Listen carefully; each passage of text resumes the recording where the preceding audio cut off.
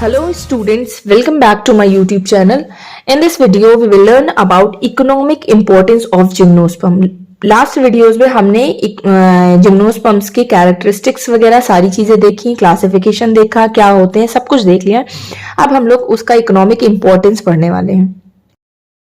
तो economic importance of gymnosperm में सबसे पहला पॉइंट आता है कि gymnosperms are a good source of food. Gymnosperms क्या होते हैं? एक अच्छा सोर्स है फूड के। मतलब इकोनॉमिक इंपॉर्टेंस मतलब यही होता है ना कि जिम्नोस्पर्म्स हमारे लिए कितने यूजफुल हैं, हम उन्हें कहाँ कहाँ यूज कर सकते हैं। हम ये सारी चीजें इस वीडियो में देखते हैं। तो जिम्नोस्पर्म क्या है? फूड का एक गुड सोर्स है, अच्छा स्रोत है जो है ना। Seeds of these non flowering plants are widely used as an edible species. जो जिम्नोस्पर्म्स की सीड होती है, यानी कि जो नॉन फ्लावरिंग प्लांट की ये जो सीड्स होती हैं, ये बहुत ही ज्यादा यूज होती हैं किसमें? एडिबल स्पीशीज, मतलब खाने में यूज होती हैं। Use for producing various food products, बहुत सारे फूड प्रोडक्ट्स जो है इनकी सीड से बनते हैं। These plant species include ginkgo, Pinus, cycas etcetera. अब कुछ स्पीशीज है जो इसमें बताया है कि जैसे जिंगो है, पाइनस है, साइकस है, ये सारे इन प्लांट्स की स्पीशीज हैं। ये एग्जांपल्स बता रहा है। फिर नेक्स्ट पॉइंट आता है कि a few species of gymnosperms are a good source of starch. जो स्टार्च होता है, हमारा कार्बोहाइड्रेट जो होता है, उसको बनाने में जिम्नोस्पर्म्स की कुछ स्पीशीज बहुत ही अच्छा सोर्स है, बहुत ही अच्छा स्रोत है जो स्टार्च बनाती हैं। And are also used in the production of sago. Sago बनाने में बहुत हेल्पफुल है। ठीक है। It serves as a major staple food for low land और इंडाइजिनस पीपल्स।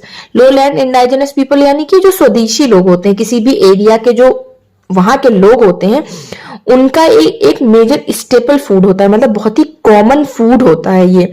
तो उसको बनाने में कौन हेल्पफुल है? कुछ स्पीशीज है जिम्नोस्पर्म्स की जो बहुत अच्छा गुड सोर्स है। ठीक है।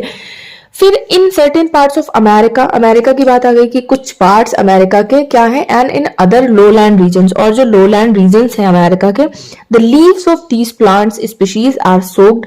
जो इन प्लांट्स की यानी जिम्नोस्पर्म्स की कुछ स्पीशीज की जो लीव्स होती हैं प्लांट्स की, उनको सोक किया जाता है, यानी कि पानी में भिगा दिया जाता है, and eaten as a green leafy vegetable, और उनको हरी सब्जियों की तरीके से खाया जाता है।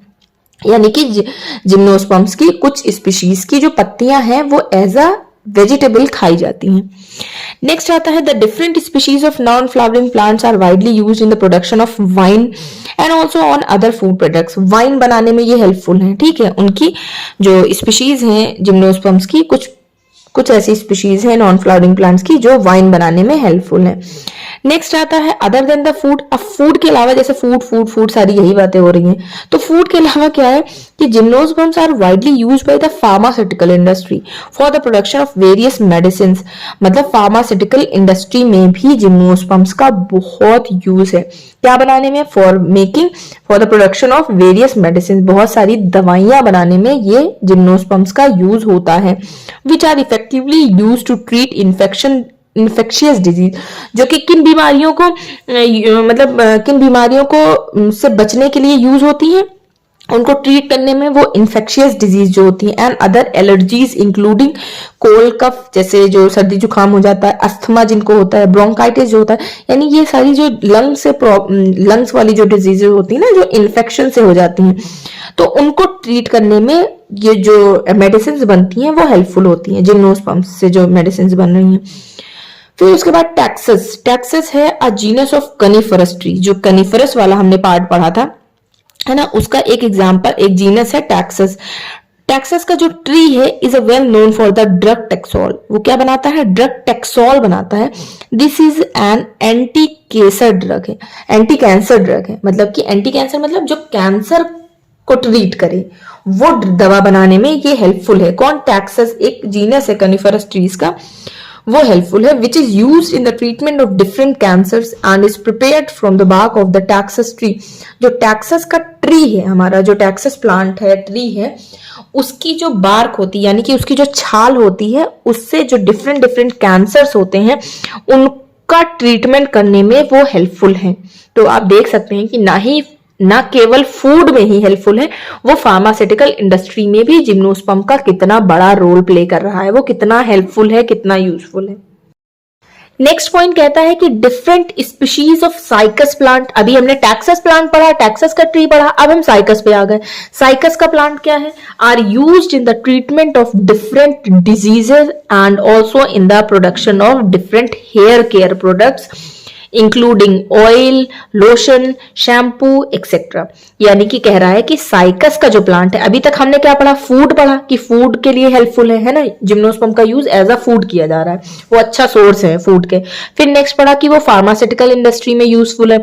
फिर उसके बाद अब हम पढ़ रहे हैं कि जो साइकस का प्लांट है, जिम्नोस्पर्म का एक एग्जाम्पल साइकस भी है ना, तो जो साइकस का ये जो प्लांट है ये क्या करता है, ये डिफरेंट डिजीजेस जो हेयर से रिलेटेड प्रॉब्लम्स होती हैं, मतलब कभी किसी के बाल झड़ रहे हैं, कभी क्या हो रहा है, कभी क्या हो रहा है, तो उनमें जो हेयर केयर प्रोडक्ट्स जो होते हैं वो बनाने में हेल्पफुल होता है। जैसे उनका हेयर ऑयल बन रहा है, लोशन कोई बन रहा है, शैम्पू बन रहा है, इन सब में साइकस बहुत बड़ा रोल प्ले कर रहा है। ठीक है, तो एक नया मतलब यूज आया हमारा कि बताओ हेयर केयर प्रोडक्ट्स बन रहे हैं, ऑयल वगैरह बनाने में हेल्पफुल हो रहा है। तो फूड देखो, हमने क्या पढ़ा कि food as a good source of food है। फिर फार्मास्यूटिकल इंडस्ट्री में एंटी कैंसर के एजेंट की तरह यूज हो रहा है। फिर उसके बाद ऐसी ड्रग्स बन रही हैं जो यूजफुल है डिजीज रोकने में, है ना, इन्फेक्शियस डिजीज को रोकने में। फिर अब आ गया कि लोशन वगैरह बनाने में, हेयर केयर प्रोडक्ट्स बनाने में यूजफुल है ना, सारे हेयर केयर प्रोडक्ट्स बन रहे हैं। फिर नेक्स्ट पॉइंट कहता है there are a few species of non flowering plants which are widely used as ornaments for decoration purpose, for example fern. अब आ जाता है फर्न। फर्न क्या है? Fern as a ornamental use होता है, जैसे आप घरों को, है ना, रेस्टोरेंट्स वगैरह में जो सजाने का काम करता है ना, थोड़ा डेकोरेशन पर्पस से यूज होता है। ऑर्नामेंटल प्लांट जो कहे जाते हैं उसमें भी ये यूज होता है। कुछ स्पीशीज ऐसी हैं, मतलब पेड़ ऐसे खूबसूरत से पेड़ हैं कि उनको अगर आप रख दें तो वो डेकोरेशन पर्पस के लिए यूजफुल होते हैं। ठीक है, नेक्स्ट आता है oil extracted from the barks, would and other parts of the plants are used in the cosmetic industry in the production of perfumes, room fresheners and other fragrance spray।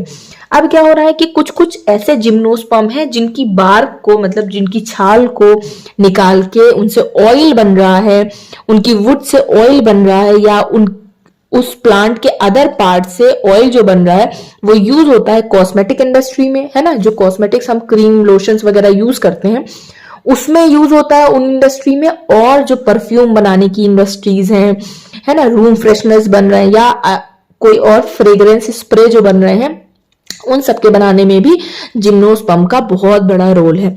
Next point कहता है कि other than the food and medical applications, यानी कि food तो हमने पढ़ा ही है कि अच्छा सोर्स है फूड का, फिर मेडिकल एप्लीकेशंस में भी यूजफुल है, फिर बहुत सारे हेयर केयर प्रोडक्ट्स बन रहे हैं, कॉस्मेटिक इंडस्ट्री में यूजफुल है। तो ये सारी चीजें तो है ही है, लेकिन और भी क्या है कि a few of these non flowering plants are widely grown in gardens में लगाए जाते हैं, पार्क में लगाए जाते हैं, and in other places as these plants possess beautiful ornamental leaves. मतलब कि इनको गार्डन्स में लगाया जाता है, पार्क में लगाया जाता है, और जितनी भी अच्छी जगहें होती हैं उन जगह पे इनको लगा के क्या करते हैं, उनकी लीव्स इतनी ब्यूटीफुल होती हैं कि वो एज अ ऑर्नामेंटल, मतलब डेकोरेशन पर्पस से भी हम इसको लगाते हैं। अब आता है अदर देन दीज सिग्निफिकेंसेस, मतलब इतने तो इंपॉर्टेंट यूज है ही हैं, उसके साथ gymnosperms have further economical importance too, और भी बहुत सारे इकोनॉमिकल इंपॉर्टेंस है जिम्नोस्पर्म्स के, जो कि हम अभी धीरे धीरे पढ़ेंगे। These species are widely used in the production of, कुछ स्पीशीज हैं जिम्नोस्पर्म्स की जो कि कहां कहां यूज होती हैं, अब उसको हम एक एक पॉइंट करके वो भी देख लेते हैं। Certain medicine for the treatment of malignant ulcer. अब क्या होता है कि कुछ जो मेलिग्नेंट अल्सर होते हैं, यानी कि जो बड़े लेवल पे जो अल्सर हो जाते हैं, उनको ट्रीट करने में जिम्नोस्पर्म से मेडिसिन बनती हैं जो कि मेलिग्नेंट अल्सर्स को ट्रीट करती हैं। फिर आता है माउंटिंग, ये माउंटिंग है, ठीक है, यू के बाद एन लगना है, स्पेलिंग मिस्टेक हो गई। Mounting medium during microscopic examination in laboratories. जैसे अगर आप लोगों ने अभी तक प्रैक्टिकल एक भी बार किया होगा तो आपको पता चल गया होगा कि जो कोई भी माइक्रोस्कोपिक एग्जामिनेशन किया जाता है, जैसे हम किसी का टीएस वगैरह देख रहे हैं या कोई भी स्लाइड जो प्रिपरेशन करते हैं, उसमें माउंटिंग मीडियम एक बनाना पड़ता है। तो वो जो माउंटिंग मीडियम है वो भी इसी जिम्नोस्पर्म से बन रहा है, ठीक है, तो इसमें ये यूजफुल है। फिर उसके बाद gum extracted from cycas tree, cycas जो ट्री है उससे गम निकाला जा रहा है, ठीक है। Are use as the antidote for snake bites, वो कहाँ यूज हो रहा है, जो स्नेक बाइट हो जाता है, जैसे सांप के काटने पे भी एंटीडोट की तरह यूज हो रहा है, ठीक है, साइकस ट्री का जो गम निकाला जा रहा है। नेक्स्ट आता है the wood of these plants are widely used in paper manufacturing industry. अब ये जो पेपर का फॉर्मेशन होता है ये भी लकड़ियों से ही बनता है ना, पेपर जो है हमारा वुड पल्प से बनता है ना, लकड़ियों से बनता है, तो वो पल्प भी जो है यही जिम्नोस्पर्म्स के प्लांट से निकाला जा रहा है। फिर नेक्स्ट हमारा आता है the leaves of cycads are use for preparing hand baskets, brooms, hats, door and floor mats and other eco friendly products.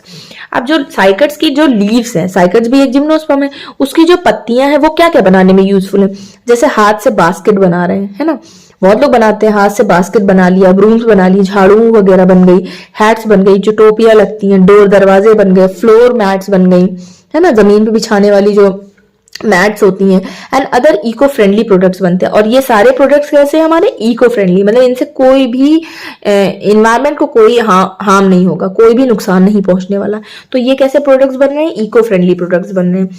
फिर उसके बाद similar to teak and rosewood, teak और रोजवुड जो ट्री है जिम्नोस्पर्म का, the wood obtain from the barks, जो bark से जो वुड निकाला जा रहा है, stem and the branches of the pine trees are also used for the production of beams, door, flooring, poles, railway wagon, ये सब बनाने में, यानी कि रेलवे वैगन क्या है, रेलवे वैगन मतलब जो डब्बे बनते हैं मालगाड़ी के, तो ये सब बनाने में, ये सब चीजें बनाने में ये कहाँ के पेड़, जो कौन से प्लांट्स यूज हो रहे हैं, टीक और रोजवुड के, वहां से लकड़ियां जो ली जा रही हैं।